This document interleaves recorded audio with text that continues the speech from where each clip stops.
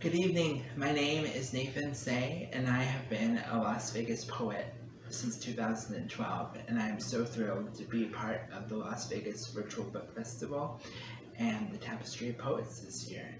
Um, I hope that everyone has the opportunity to view, in addition to this reading, all the other amazing readings and panels that have been going on this week. And if you're joining us from the world of the internet, they will all be available online throughout the rest of the year and beyond, so that you can enjoy them anytime.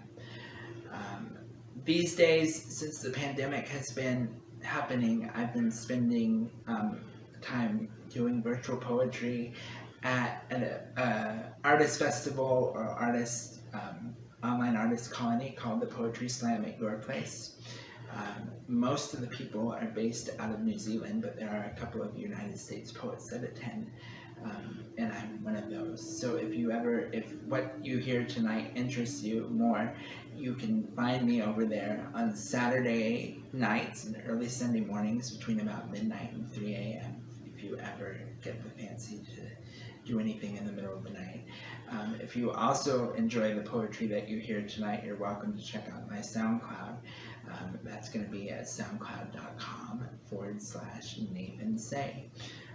So I know this is like a dead giveaway, but I actually use a wheelchair. And I thought that tonight, in honor of the pandemic and everything that the disability community has gone through because of the pandemic, that we'd focus tonight's poems on caregiving. And so with that, I'm going to start with this poem. In a Facebook group of wheelchair users, we debate the worthiness of a person's employability if they can't shower every day, as if running soap and water over your body deems you worthy of personhood. That soap and water is the only way for you to not stink. A shower without assistance takes me the better part of an afternoon on a day when I have conserved enough energy to ensure that I won't fall. I don't have the energy to shower every day, and I promise you would never know it. I can show you the deodorant burns under my arms to prove that I use deodorant. Run your fingers in my hair and find no dandruff, and I will introduce you to the best dry shampoo. Come embrace me, and you will comment how good I smell. Everyone does. I promise you, I don't stink. Most days, it takes all my energy to pry open the front door and see the sun, grab all the groceries on the highest shelf, and roll through the door again with just enough energy to put the groceries back and fall back into bed for a few hours. So tell me that I'm not worthy of personhood. That despite limited energy, tell me why I'm working on a master's degree and a second poetry CD, and that I don't deserve these things because I can't run soap and water down my back. And I will open the bathroom vanity and show you rows of adult diapers and bed pads, and show you a partner who comes to visit, clasps the Velcro around the band of my diaper and gently says, "You don't need this while I'm here." I will show you the friend cleaning my shorts in the bathroom of an art museum who whispers in my ear while I tremble in embarrassment, "My dear, you are more than enough." This next piece was featured in the literary magazine of the Nevada State College, and I want to thank our lovely poet laureate for helping me feature this poem here in that magazine. Tonight, 17 dried cranberries spilled on the floor from a tortilla wrap. As I picked each one off the floor, extending the reach of my fingers, I spent enough time with each one to name them. Each reach sending electrical impulses through my fingertips. You could have thought I was magic. Nerves firing so hard, perhaps I could light an apartment complex. But it was just pain. Enough to cause a flare-up, doubling me over in my wheelchair, grasping at air, reaching for my bed. My brain tells me to double down on pain medicine. Lock all the doors for the weekend, for this catastrophic event. But this is once a weekend.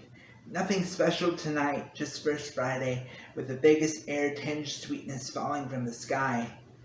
They say, as adults with disabilities, we should celebrate the new normal of chronic illness, but this normal will never be praiseworthy, should never be celebrated. This next poem talks about my origin stories a little bit. I was adopted and was born in Price, Utah in 1983. My birth mother was very young. She was only about 14 or 15 years old. We've met on the telephone and tried to meet a few times in person, but it just never really situated into anything that was worthwhile. So we haven't actually met in person, but this is a poem that I wrote about the beginnings of my life. My beginnings were a humble, meager, flopping thump that began too early, not enough. Fear crept like waves that tumbled onto a body like a mistake. A young child, my birth mother, breathing life into a body so small, a pulsing hand could crush me when they didn't want to. She told me I was blue like a frozen icebox. Told me she was afraid that if breath from her mouth too big was blown into my mouth so small, her breath would blow my life into the sky. This is not a metaphor for whatever comes after. The boys in the cornfield after school, or the aide sitting me on the toilet so rough it bruised my tailbone, or the voices in my head that try to break me over and over again for a simple moment. She was worried her breath would take me gone. These were the crystal clear moments where we existed cohesively, where she defied God's gravity, used her body to create the dust that became me.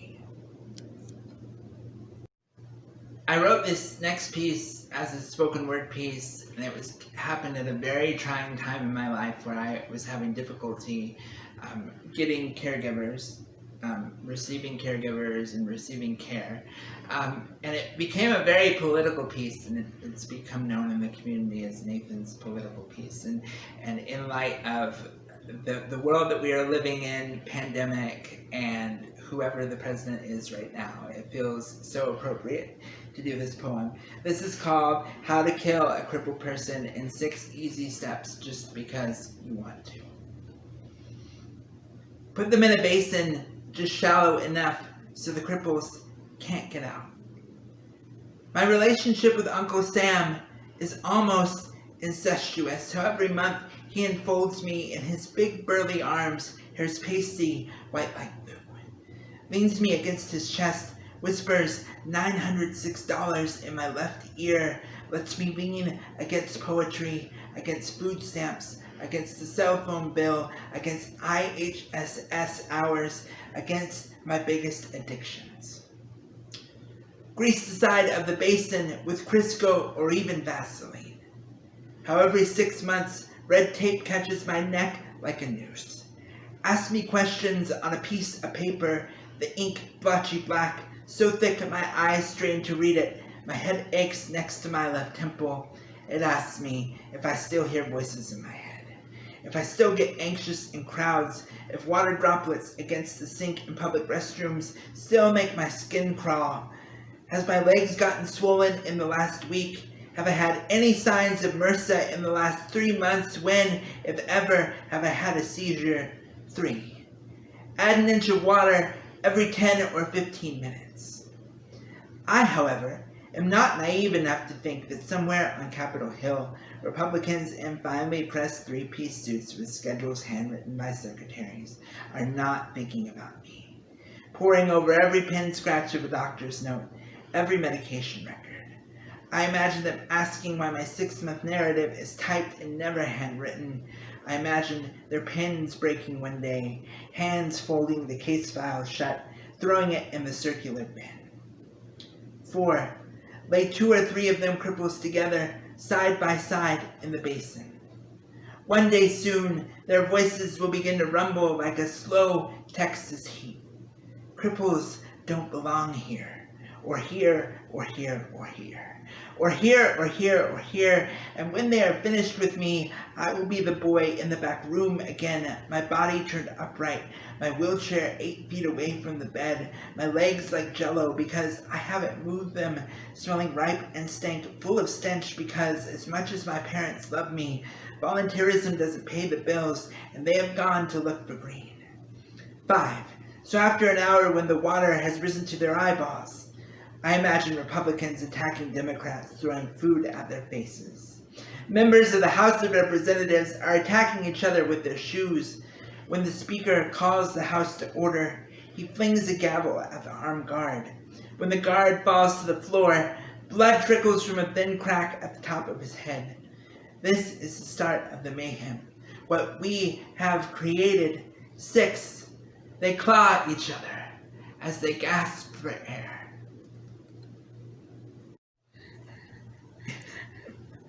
In the vein of caregiving, this is a poem that I wrote many, many years ago about my very first caregiver.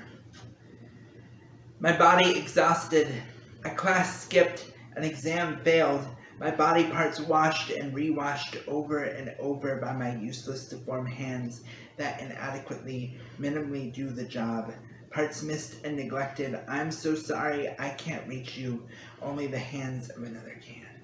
Dreams vanish, room smells, A's disappear, a graduate school erased, a Sunday missed, a homework assignment done late, wrinkles, clothes worn, the iron too hot for my hands to touch, only the hands of another can. My body exhausted, time rolls by, literally without me for days. Sacrifice given, blessings received, blessings missed, blessings misinterpreted as curses, body exhausted, smelly rooms, disappearing grades, erased graduate schools, missed Sundays, all for the hands of another. Those hands that go missed and prayed for, longed for. Where are you, hands of another? My body longs for these hands. My dreams need these hands. My room cries out for these hands of another. My disappearing grades have to be found by these hands of another. Graduate schools impressed by these hands of another's. Sundays returned by the hands of another. Assignments done on time because of them. Wrinkled clothes smoothed out gently because of them. The iron vigorously rubbed by them. The hands of another gone because of blurred boundaries. I withdraw. I must find another set of hands. Away with you, begone, hands of another, my disjointed, ugly, deformed hands. Wish your hands away from my body and my room and my clothes, but never your spirit, never your laughter, never your tears or your joy or your sadness, your desire, your dreams, your hopes, just your hands away from me. Your soul hot with anger and confusion. Stop this madness, this taunting, this name-calling. I never wished for your negativity, just your generosity and just your hands. Your absent hands I wanted here. Your gentle absent hands were away with your spirit. I longed for both. I can never get both. Now can I just get your distant spirit? Just your distant spirit. No, sir, not your hands, just your spirit. Can I just get your spirit? Hands and spirit gone, I am left with my soul and my useless hands. Please tell me how much more I should have given. Should I have sacrificed my body, just my smelly rooms, just my grades? It's just temporal education, just graduate schools. It's just grades on paper, never to be looked upon by the people that really need to see them. How many more homework assignments should I have turned in late? How many sloppy clothes wearing days should I have had for one more day with the hands and soul of another? None, I say. I deserve a body, lathered, washed, and rinsed clean. I deserve a room that smells like a good experience, grades that I earned because my soul has been touched by the hands of another that's worthy to see it. I deserve to pick the graduate school I will attend, not just go to the only one that will take me. I deserve to do my homework on time. I deserve iron clothes. Yet, I still long for that soul and those hands of another, one reunited if only but for a brief month, for a year or 2 years or 5, until the sacrifice comes and the washing stops, the clothes get wrinkled, my room smells. I need your presence near me. Can I just have your presence? So that last piece was about a caregiver that was leaving. This next piece, and my final piece, is about any future caregivers that may come into my life. This poem is called An Open Letter to My Future Caregivers. To my future caregivers, today my room might smell like peanut butter. Tomorrow it might smell like bleach. Tomorrow it might smell like the sand, might smell like dirty wet wipes. It might smell like tortillas or dog saliva or month-old not washed sheets. See, while most people think that caregiving takes nothing more than showing up and putting in time, caregiving for me is an exact science. Should require a bachelor's degree, 30 credits of coursework, an apprenticeship, and a licensing exam. So if caregiving for me at a glowing rate of $9 an hour seems like something that interests you, here's some important things you need to know about our possible future relationship. 30 minutes after I wake up is my me time. Do not approach me until I've had my coffee. Please be careful when bathing me. Sometimes my body tends to spasm, and I wouldn't want your head getting caught between my thighs. My naked thighs! You need to know that I hate cleaning my room.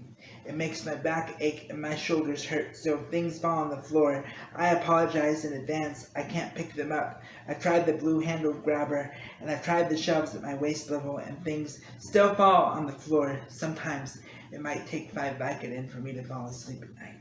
Vicodin makes my eyes so heavy I fall asleep in my bed sideways. I could care less about the money I make and how to keep it. I know that money was not one of the things that I checked off on heaven's menu board of traits that I wanted to have in this life. It doesn't matter to me if I'm making $3,500 a month or $900 a month. I will usually run out by the middle of the month. I'm imperfect.